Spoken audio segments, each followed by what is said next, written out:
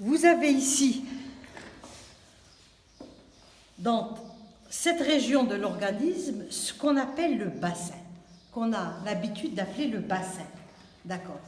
Alors, le bassin, vous allez remarquer qu'à sa partie supérieure, il est élargi. D'accord.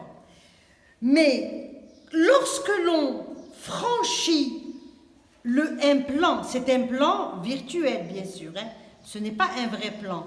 Lorsqu'on franchit ce plan, on plonge dans une cavité qu'on appelle la cavité pelvienne. D'accord. Donc, autrefois on disait le grand bassin, le petit bassin. D'accord. Et la ligne arquée, mademoiselle, c'est cette ligne qui appartient à l'os coxal et qui va représenter une partie de la limite du détroit supérieur. Le détroit supérieur, donc je vous ai dit, c'est un plan, n'est-ce pas? C'est un plan. Lorsque on franchit ce plan, on est dans la cavité pelvienne. Le détroit supérieur est ici. Alors, dans la grande cavité pelvienne, vous allez remarquer une chose.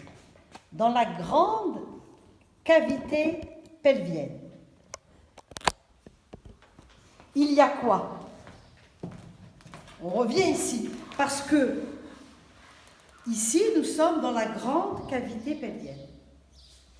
Donc, dans cette partie, vous allez avoir une partie des anses intestinales, que je vais retirer. Vous allez avoir une partie du côlon, dans la grande cavité. Donc, une partie du côlon et une partie des anses grêles.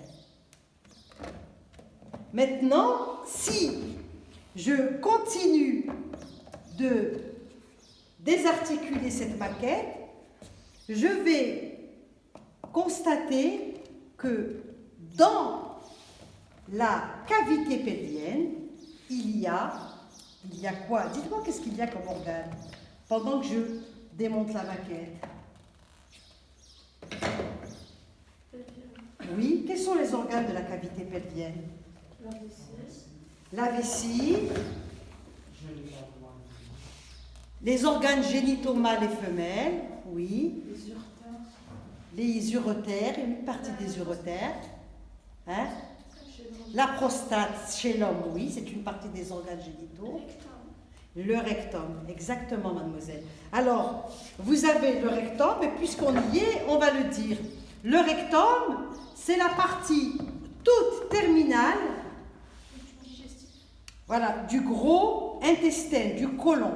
Donc, vous avez ici en gris, que l'on reconnaît avec les bosselures, le côlon. D'accord. Et vous remarquez que le côlon, il a la forme d'un U. Renversé.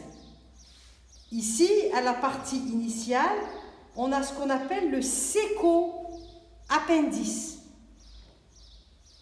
Ici, c'est le côlon ascendant qui remonte.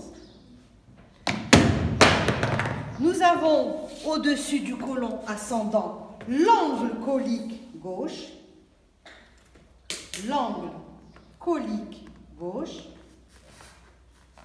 le côlon transverse, l'angle colique.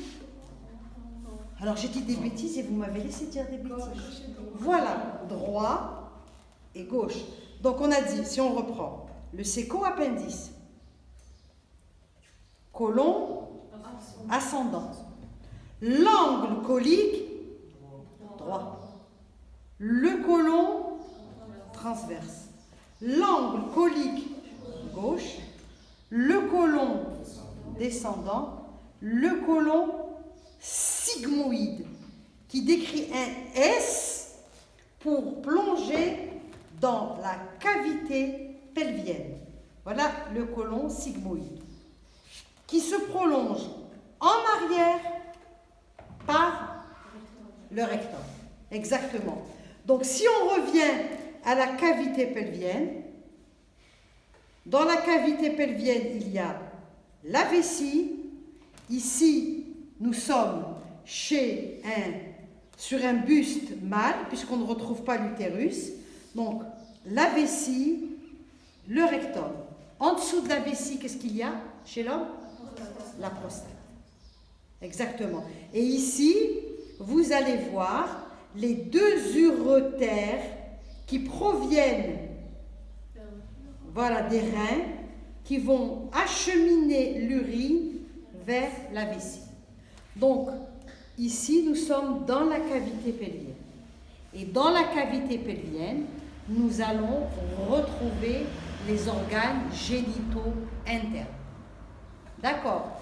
En dehors de la cavité pelvienne, il y aura les organes génitaux externes. Voilà.